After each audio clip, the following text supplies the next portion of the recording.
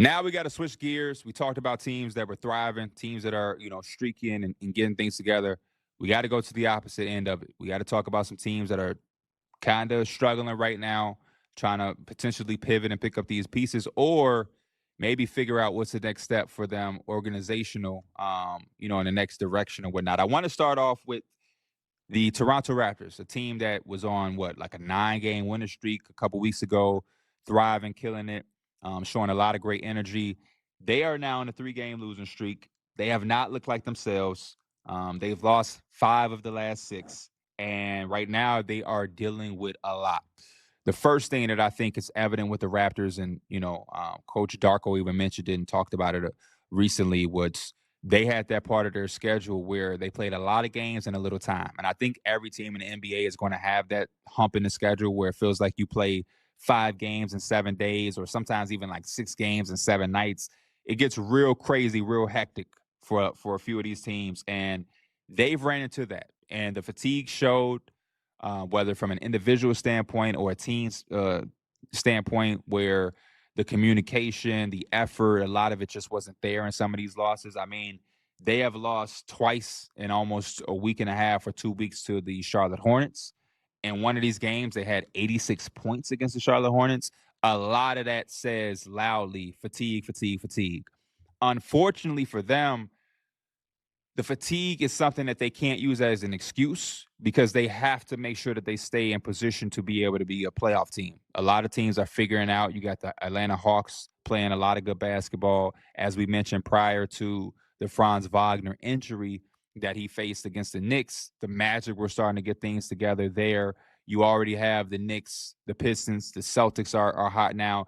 As a Raptors, you don't want a lot of that early work that you did in the season to now become irrelevant and revert back to a team that looks like they're going to be a play-in or maybe miss the playoffs. It's important for them to stay on top of the early success that they had.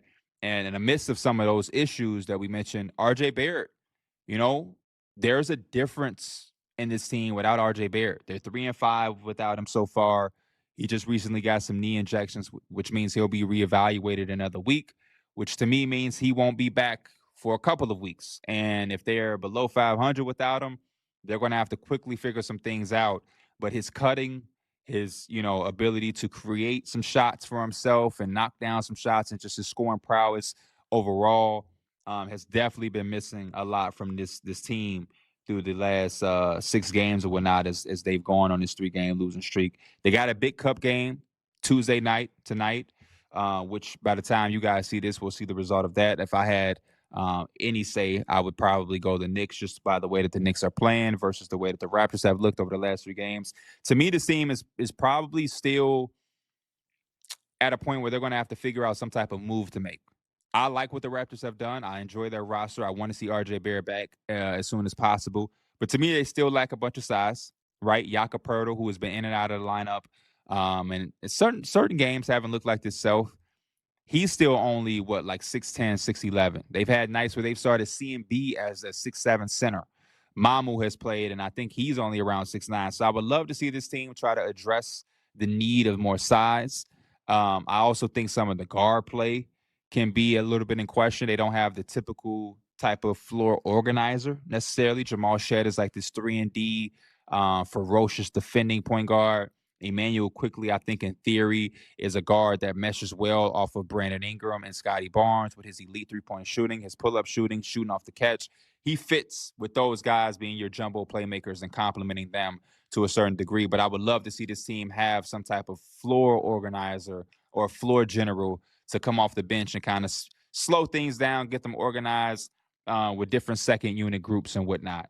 But ultimately, 23rd ranked defense during the last 3 games, 25th ranked offense over the last 3 games with this losing streak. Just not the typical Raptors team that we grew accustomed to seeing at the beginning of the season. I was falling in love with this team, the way that they were playing, getting up and down, a lot of fast break points, limiting opponents' fast break points. Even those things have dropped. They're not really scoring at the same rate in the fast break. Those points have dropped significantly. And again, some of the performances you've seen from Brandon Ingram and Scotty Barnes signals fatigue.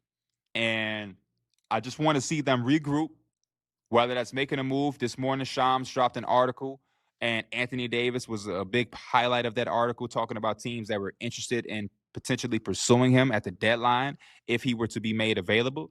And the Raptors were one of the few teams that was on that list. I don't know if that's the route for them. I'm not against it. I'm not for it. It's interesting to me. But I love the fact that they are involved in some of these names that are going to be made potentially available in the next coming weeks as we get to that December 13th mark or 15th mark that allows a big portion of the league to now be available for trade. So we'll see what direction they go. They've also been linked to the Ja Morants of the world, to LaMelo Balls. We talked about the guard play. It's all about what they want to give up, what they want to look at as the big hole for the lack of success here over the last week or so. And hopefully they can get this thing back on track.